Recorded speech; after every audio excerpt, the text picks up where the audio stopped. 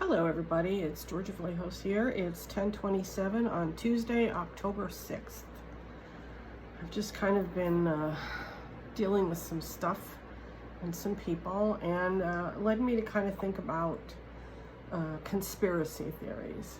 Now, I have to say that there are some that I subscribe to. I believe in aliens. I believe that the Kennedy assassination was not a lone assassin. But I do believe that some of these have the basis in fact, where, you know, if hundreds, if not thousands of people say they've been abducted, or, you know, have seen UFOs, or, you know, the government even admits to seeing them, then there's a good possibility that they do exist. And I'm kind of like a skeptic who needs a certain amount of fact behind what I believe, even if it's something outrageous, you know, and I do have some outrageous beliefs. However, I do not let my beliefs endanger other people. That's where my line is. You know, so for example, a lot of people don't believe that climate change is real. They cite all sorts of YouTube videos and things like that, and they don't believe that it's real. And my feeling is, I do believe that some of it, you know, is just the natural progression of Earth. But if keeping clean and not dumping and not polluting the atmosphere helps, or there's even the slightest possibility that it might help, why not do it? You know, why not? You know, it doesn't have to be, you know, well, climate change is just totally being caused by the Earth, so therefore I can pollute and destroy species and extinct all sorts of plants and animals as much as I want. That does not necessarily follow. That's a certain illogic to me. And on the subject of logic, I think, you know, our education system is somewhat to blame. People seem to have lost the ability to apply critical thinking. They don't think critically and apply logic to their thinking. There's so many people, for example, that believe in Pizzagate, even though that pizza parlor, you know, that Hillary Clinton was running a child trafficking ring in the basement of a pizzeria in Washington that had no basement. So, like, where's the critical thinking? You know, you just accept anything. And the other thing is the proliferation of YouTube and Facebook. You know, I know a lot of people that because they see a YouTube video, they believe that that's truth. Now, I could make a YouTube video and say that, you know, the Jolly Green Giant walked down the street here in San Diego, and nobody's gonna take it down. I mean, you know, I can say anything I want. I can get on a YouTube video and say all sorts of terrible things about a friend of mine if I wanted. And there would be people who would kind of glom onto that and take it as fact. You know, now, what is fact? What is truth? Fact is something that is proven empirically. Truth is something, to me, that's relative. Like, what might be your truth is not necessarily my truth. So, for example, you may believe in a Christian God. The next person may believe in Apollo, and a person down the street may believe in Muhammad. But where is the empirical truth? It's something that comes from a belief system. It doesn't come from proven fact. So, you know, truth is a relative thing. It's relative to each person. Each person has their own truth. You know, facts are a different thing. Facts are, you know, the sky is blue. That is a fact. We look up, we all see that the sky is blue. I don't know if too many people look up and see that it's pink, for example. So those are proven facts, and a lot of conspiracy theories are not based on any fact. They're based on the fact that because there's a correlation between some things, that it equals causation. And correlation does not equal causation. There's been many times when I've thought that because some things had some kind of correlation, that they actually were fact, but there were other factors that I hadn't perhaps thought of that had something to do with it. Things that you don't even think of, things that you don't know. Like when people thought that the world was flat, and and then somebody decided to sail around the world and discovered that it wasn't flat. There's things that you accept that, may not be true. Now, here we go again. We have a lot of flat earthers nowadays that believe that the world is flat. And they go through all sorts of gyrations and explanations and stories to justify that theory, when the obvious is, that the world is not flat. And I don't know, like I watched an interesting video by Dr. Todd Grande. You might want to watch this. He talked about conspiracy theories. He's a psychologist.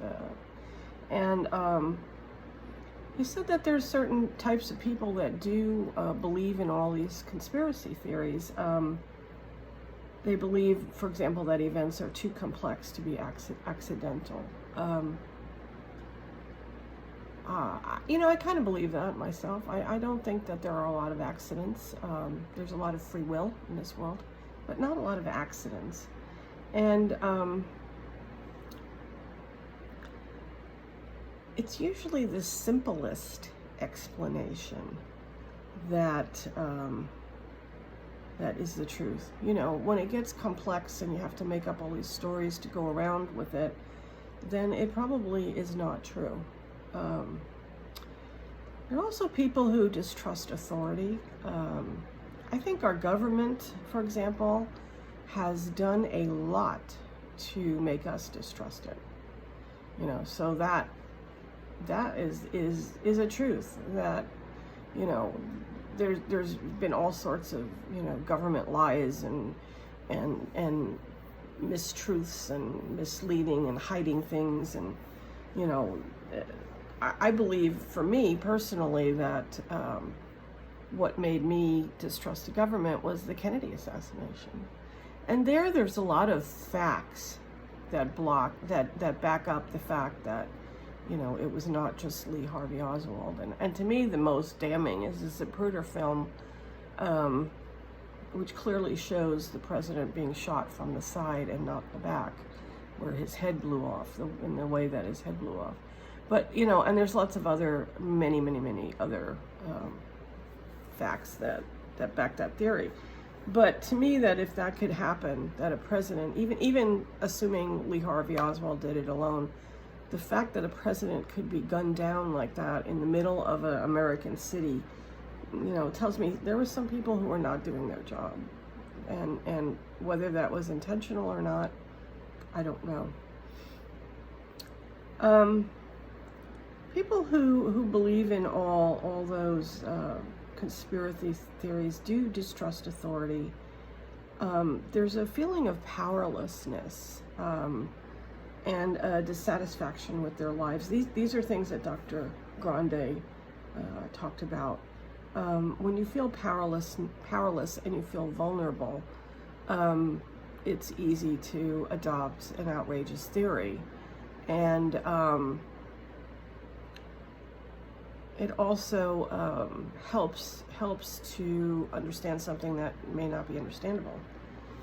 Another factor is these people have a lot of underlying anxiety, negativity. They see the world as a scary place. They distrust science. They have negative personal encounters with possibly a scientist, a doctor, a teacher, and that kind of clouds their thinking for a long time. Problems with authority and social dynamics, Also believing in an outlandish, and there are conspiracies. I'm the first one to believe that there are conspiracies, but believing in these outlandish conspiracies that don't really make any logical sense is a whole different ballgame.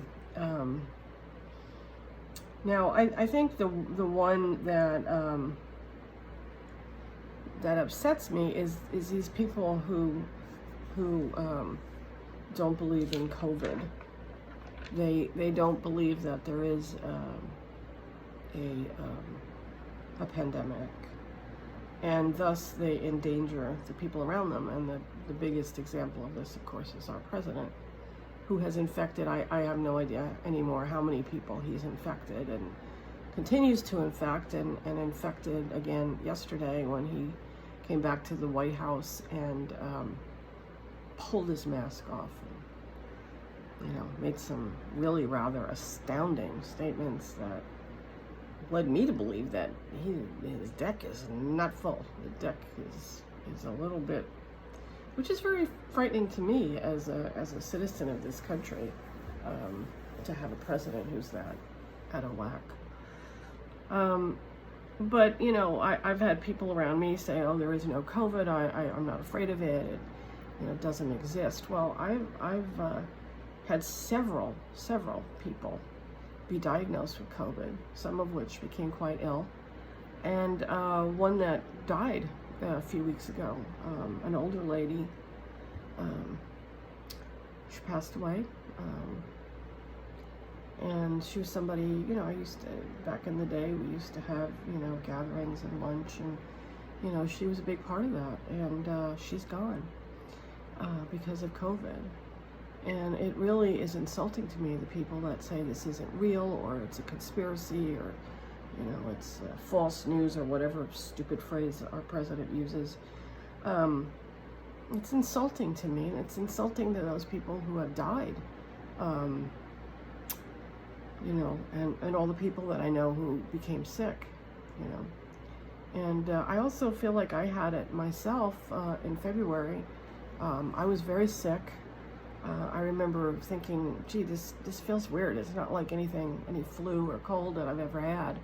This is different. I had difficulty taking a deep breath. My lungs, felt like my lungs would not inflate all the way.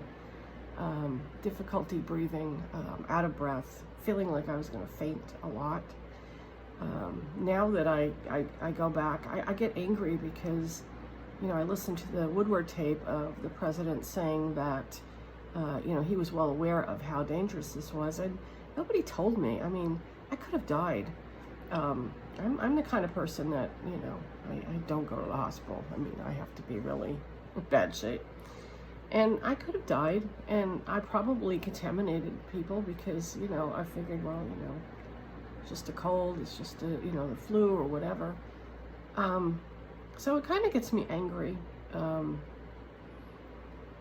that that type of attitude is taken, that, don't admit that it's bad, because, if we count how many people are ill, then it makes it more real. That's like something a child would do.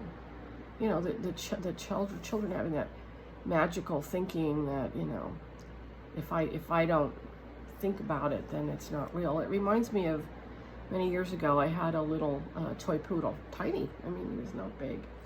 And my cousin brought over her German Shepherd, and my dog was an alpha, a little alpha toy poodle, and he intimidated that German Shepherd to the fact where the Shepherd was hiding underneath a table. He had his head under there, but his body was completely out of the table. And that's how I see what we're doing now is, we're sort of hiding our heads, but, we're still very, very much vulnerable and out there, And it's scary, and it's scary to see people who almost seem like they're brainwashed You know, I guess if you hear something enough times, you begin to believe that it's true. And, you know, people that are brainwashed believing this is a conspiracy and full of conspiracy theories and, you know, they don't take other people's health into consideration and endanger other people. And like I said, our president is the biggest perpetrator of this disease. He's, you know, he's consistently told everybody, oh, it's a hoax, it's this, it's that, it's Chinese, it's everything but what it is. And what it is a pandemic and a disease that killed 211,000 people already. You know, and that's a number that may not affect you unless it's, you know, somebody who's died. It's your father or your mother. And for the most part, these people die alone. And, you know, you don't get to say goodbye to them. And, you know, it's pretty ugly. And, I don't know, it upsets me. And to see, you know, conspiracy theories getting so out of whack, you know, like I said, I you know, some of them, okay, I can go with them, but you know, I'm not the be all end all judge either, you know. You know, a big one is vaccines. And you know, the truth is, I remember as a child that people got polio and they were either died or they were crippled for life. And I remember getting like one of the first, it was an oral polio vaccine. I remember I was very, very, very young, and going with my parents to our school, which was behind my house, and, you know, getting the vaccine, and thank God we never got polio. I mean, vaccines are not all bad. Nothing is so black and white. I mean, what I think is bad is the amount of vaccines that are given and some of the ingredients that are in vaccines. And certainly there's room for improvement, but that doesn't mean that we don't give vaccines at all, because polio, smallpox, you know, diphtheria, whooping cough, these are diseases that killed. I mean, if you read, like I used to love American historical literature, and so many people died of these diseases that don't die of these diseases anymore. You know, and we've eliminated a lot of them. And, you know, there will at some point be a vaccine for corona, which may get us somewhat out of this mess that we're in. You know, I don't know if I would take a vaccine right away, because I think Trump is rushing it through in order to save himself, or so he thinks. But definitely, you know, have an open mind, you know, and maybe our schools could teach critical thinking and logic and things like that they don't teach now. And you know, our schools are definitely a problem, I think, with, you know, a lot of the belief systems and, you know, lack of education about our history and repeating history because we don't really know about history. I don't know. It's frustrating, and it's frustrating when you have to be around people who believe all the conspiracy theories and believe everything is a conspiracy. I don't think everything is. I mean, some things just are. And, you know, try to think about it. Keep an open mind.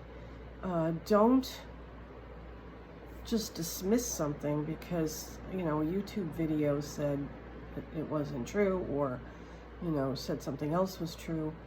You know, use some critical thinking when you're watching YouTube videos, you know. Consider the source. YouTube videos are not fact. Anybody can make a YouTube video. I'm making, you know, one now. I'm going to put it on YouTube. So everything I say could be bull. So, you know, just think about what I said and use your own brain. But, you know, it's just staggering to me that, you know, in this day and age, we have a president that acts like my children had more sense at age 3 than he has. And he's possibly compromised because of the drugs that he's on. And there are people out there, you know, I was watching when he was driving around in his limo from the hospital so everybody could see him waving like he was the queen. And, you know, there was one man screaming, "I would die for you." Why? Why would you die for him? What has he done besides, you know, I mean, obviously people love his racism, love his misogyny, love the things that he says, and his love of white supremacists. You know, that's the only explanation that I can see, is that they agree with him. They believe that this is true.